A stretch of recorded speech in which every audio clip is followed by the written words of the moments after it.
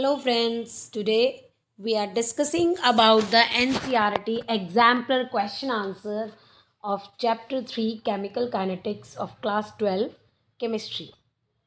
So here the first question is the role of a catalyst is to change. जो catalyst होता है वो क्या बदलता है? तो बच्चों जब हमने कैटलिस्ट पढ़ा था तो हमें ये पता है catalyst does not change itself or does not undergo any chemical change with the reaction. Clear and doesn't change del G और डेल एच. ना तो एंथैल्पी चेंज करता और ना ही क्या चेंज करता है, Gibbs free energy. So Gibbs energy of the reaction, enthalpy of reaction and the activation energy. Catalyst क्या करता है, only its depend on the और its change on the activation energy of the reaction. क्योंकि ये क्या करता है, activation energy को डिक्रीज कर देता है ताकि आपकी रिएक्शन क्या कर जाए, हाईली स्पीड से हो जाए. So option number 3. Now here the second question is, in the presence of a catalyst, the heat evolved or absorbed during the reaction.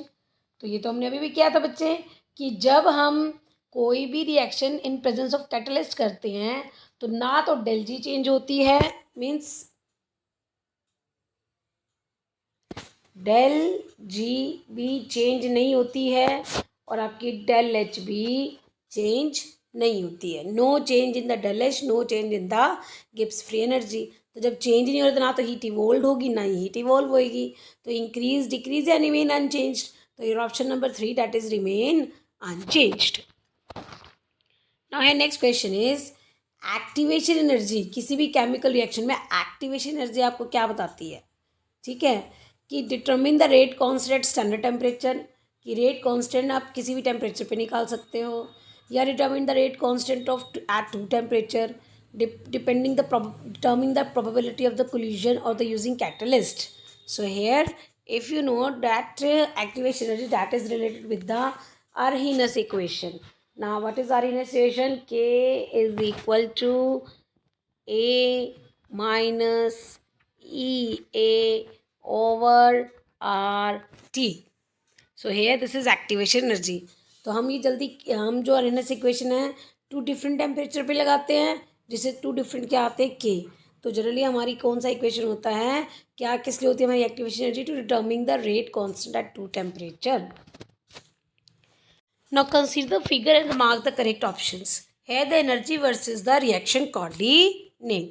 अगर आप बच्चों इस रिएक्शन में देखते हो आपको क्या ग्राफ दे रखा है, energy versus reaction. Now here you see this is the energy of reactant. reactant की एनर्जी बढ़ती है, एक पॉइंट ऐसा था फिर उसकी डिक्रीज होने लग जाती है. अब ये जो एनर्जी आई है वो क्या है, प्रोडक्ट की, ठीक है. Now this one is the energy E1.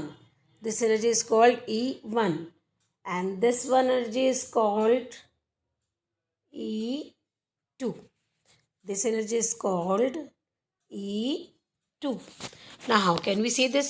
Now energy versus reaction में हमें पता है रिएक्टेंट की एनर्जी कम है, धीरे धीरे क्योंकि इंटरमीडिएट बनता है तो रिएक्टेंट की एनर्जी इंक्रीज होती चली जाती है और उसके बाद जब डिक्रीज होती है तब जाके वो कहीं हो जाता है, प्रोडक्ट में चेंज हो जाता है ना.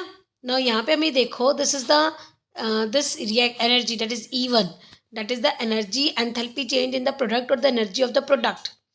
and E2 प्रोडक्ट से रिएक्टेंट तक जाने में जो एनर्जी यूज हो रही है, जो कि एनर्जी जितनी है रिएक्टेंट और प्रोडक्ट की एनर्जी जो डिफरेंसेस है वो क्या कहलाएगी आपकी E2.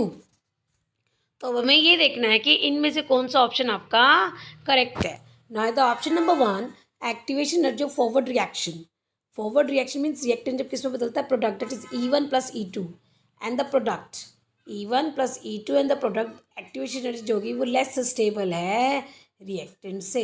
तो हमें यही पता चला बच्चे कि जो एक्टिवेशन एनर्जी होती है, एक्टिवेशन एनर्जी वो एनर्जी होती है जब एक रिएक्टेंट क्रॉस करके किस में बदलता है, प्रोडक्ट में, है ना. तो हमें पता चला एनर्जी, जो एनर्जी आपका क्या बनाता है इंटरमीडिएट, उसको हम क्या बोलते हैं, activation energy. Energy gap between reactant and product, जो गैप आ रहा है रिएक्टेंट और प्रोडक्ट मॉलिक्यूल्स की, यानी E1 प्लस E2, रिएक्टेंट और प्रोडक्ट के मॉलिक्यूल के बीच में जो गैप है वो किसके इक्वल होना चाहिए, E1 plus E2. So some energy is released when complex decompose to form product. Now next question, consider this equation at the gas phase. ठीक है, तो reaction below, the initial pressure of the system before decomposition of A was PI. ये आपको क्या दे रखा है, initial pressure. After lapse of time, यानी जैसे जैसे टाइम बीता टी पर रेट कांस्टेंट के आया है उस टाइम पे टोटल प्रेशर जो है of system increased by x unit. ठीक है, उस सिस्टम में जो टोटल प्रेशर इंक्रीज हुआ है वो एक्स हुआ है एंड बिकम पी टी. और उसका वो प्रेशर एट टाइम टी के बाद देखें तो प्रेशर क्या हो गया, पी टी. तो अब हमें क्या देखना है, इसमें से ये बताना है कौन सी इक्वेशन आपकी फॉलो करती है. तो अगर आप ये ध्यान दें बच्चे कि ये जो इक्वेशन है ये चारों regarding with the this first order reaction in gaseous phase. और फर्स्ट ऑर्डर रिएक्शन क्या होती है गैसियस फेज में, that will B K is equal to 2.303 upon में T log of initial pressure upon में 2 of initial pressure minus PT. 2 of initial pressure minus PT. तो यहाँ पे यही आपकी इक्वेशन फिक्स होती है at the first order reaction for the gaseous phase.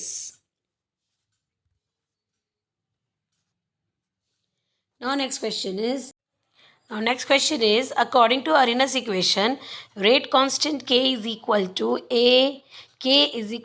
A exponential power activation energy divided by RT. तो अब आपको which of the following graph represent, तो अगर आपको ध्यान हो बच्चे जब हमने Arrhenius equation की थी ग्राफ क्या था, LNK वर्सेस 1/T. क्योंकि आपकी इक्वेशन क्या थी, K is equal to A minus EA upon में RT. तो लेकिन taking logarithm on both side, तो LNK is equal to LNA minus EA over RT. Now here Y, ये X, ये M, ये C. ना क्योंकि ये माइनस साइन है तो ग्राफ कैसा आएगा, स्ट्रेट लाइन ग्राफ होगा लेकिन ऊपर से नीचे आता हुआ, है ना.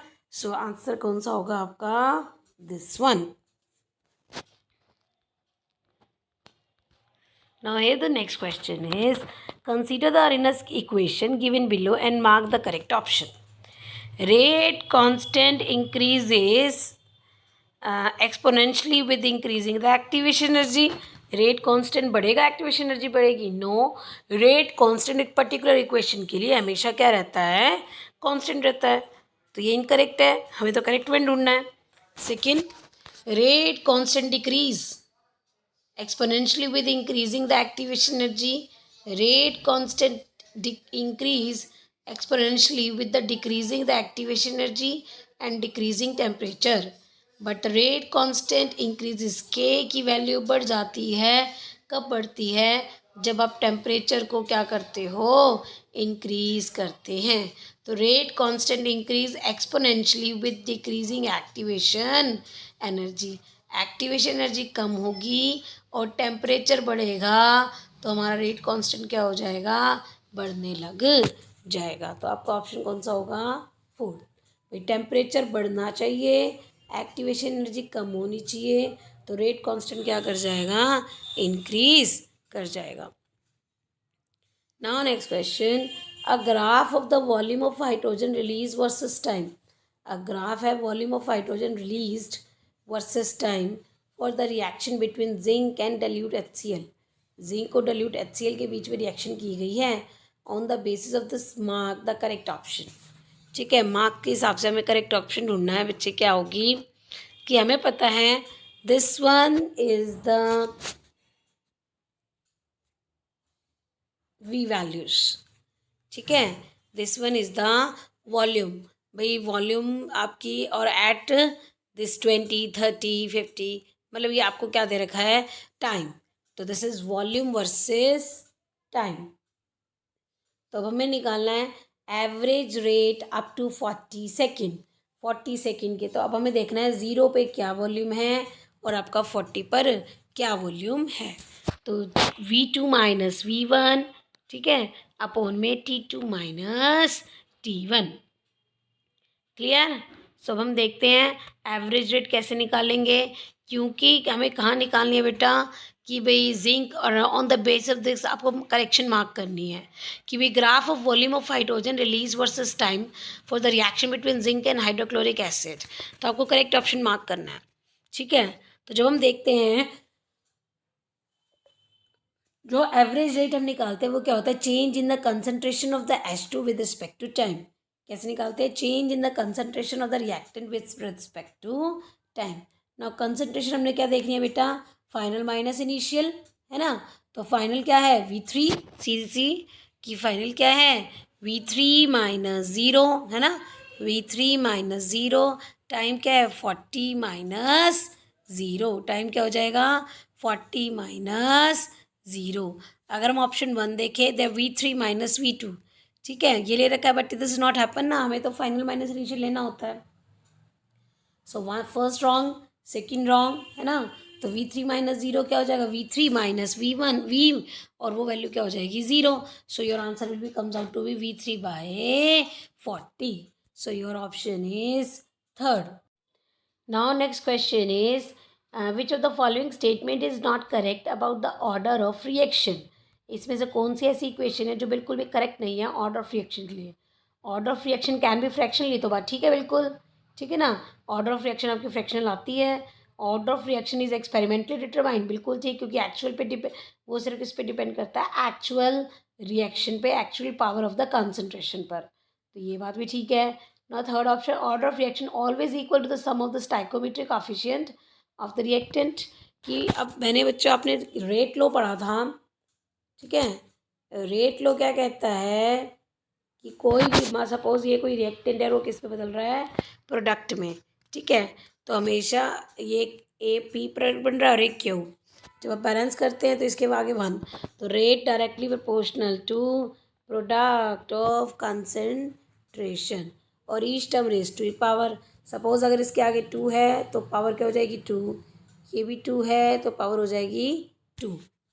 क्लियर। तो each term raise to its power. तो हमें क्या बोला, बट ये ज़रूरी थोड़ी ना है, रेट लो तो हमें ये बताता है कि जो एक्चुअली में जिस टर्म पर रिएक्शन डिपेंड करती है वो लिखते हैं। सो your option is 3, the order of reaction, this is your option, that is the order of reaction is always equal to the sum of the stoichiometric coefficient of the reactant in the balanced chemical equation for a reaction. Now next question, consider the graph given, see this question number 8, which of the following option does not show instantaneous rate of 40th second। कौन सी reaction 40th second में instantaneous नहीं दिखाती है। Clear. Now the rate of reaction at a particular moment of time, average rate expression become instantaneous rate expression del t 0। तो first 3 4 are the correct expression. जो first है 3 है 4 है, correct expression है किसकी, इंस्टेंटेनियस रेट की, since small change in the volume, क्योंकि volume में क्या चेंज कर रहे हैं बहुत कम, and the small interval of time, at the small interval of time. So here the option is 2. Here the option is 2. Now next, which of the following statement is correct? The rate of reaction decreases with the passage of time as the concentration of the reactant decreases। वही rate of reaction decrease करेगी जैसे जैसे time बीतेगा, क्योंकि reactant की concentration कम हो रही है। ये तो बात ठीक है कि rate of reaction decreasing with respect to time. Now rate of reaction is same, ये तो गलत, ये नहीं होगी, ये तो गलत है, क्योंकि रेट ऑफ रिएक्शन डिपेंड करेगा कितना प्रोडक्ट है कितना रिएक्टेंट है, टेम्परेचर पर भी डिपेंड करता है, ऑलमोस्ट डबल हो जाती है रिएक्शन। और फोर्थ क्या है, decreases with the increasing in the concentration, वो भी गलत है। अगर आपके जितनी ज़्यादा कंसनट्रेशन लोगे उतनी जल्दी क्या हो जाएगी आपकी reaction. So here the option 1। Now next question, which of the following expression is correct the rate of reaction given below. आपकी कौन सी एक्सप्रेशन करेक्ट है। तो अब आपने देखा del B R negative, here ये can see this B R negative, तो 1/5, 1/5। Clear हुआ? कैसे बताओगे आप? 1/5, यहाँ से देखिए 1/5 del B R negative upon में डेल टी। आपकी करेक्ट ऑर्डर कैसे लिखेंगे? 1/5 del B R negative upon में डेल टी, क्योंकि ये रिएक्टेंट है तो minus sign, equal to minus 1BrO3 negative divided by, हाँ जी, divided by del T. Now equal to 1/6 H positive upon में D T equal to 3BR2 अपॉन में डी टी। क्लियर हुआ? तो इस तरीके से हम 3 इक्वेशन बैलेंस करेंगे। सो अब हम देखते हैं बी आर नेगेटिव, तो डेल बी आर नेगेटिव तो 1/5 आना चाहिए बेटे, ये बी आर नेगेटिव और एच पॉजिटिव के बीच में, तो 1/5 B R negative is equal to 1/6 del H positive plus में डी टी। तो यहाँ पे क्या दे रखा है आपका कि del B R negative upon में डेल एच किसके इक्वल है? Del T 5/6 del H upon में डेल टी। तो ऑप्शन क्या हो जाएगा? थर्ड। नाउ नेक्स्ट क्वेश्चन, इसमें कौन सी रिएक्शन रिप्रेजेंट करेगी एक्सोथर्मिक रिएक्शन को? सो हेयर द एक्सप्लेन करने के लिए that will be the first one. कौन सी रिप्रेजेंट करेगी? First one. अब ऐसा क्यों? ये देखो रिएक्टेंट की एनर्जी तो बढ़ती जा रही है और एक टाइम ऐसा आएगा कि उसकी एनर्जी कांस्टेंट हो जाएगी।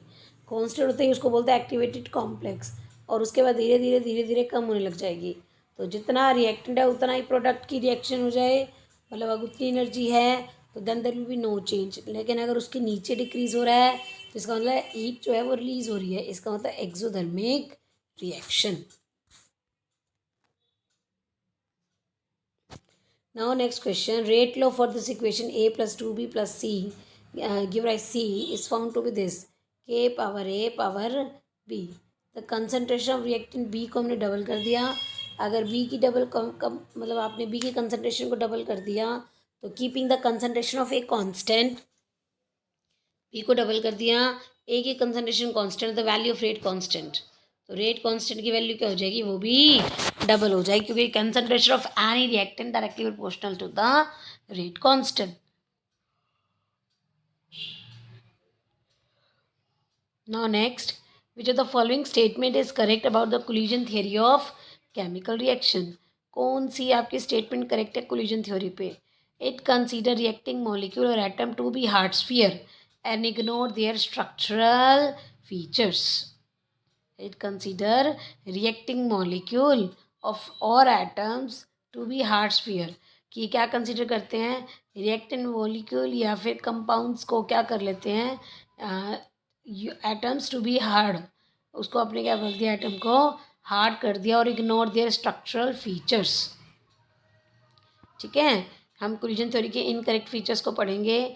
Number of electro effective collision determine the rate of reaction.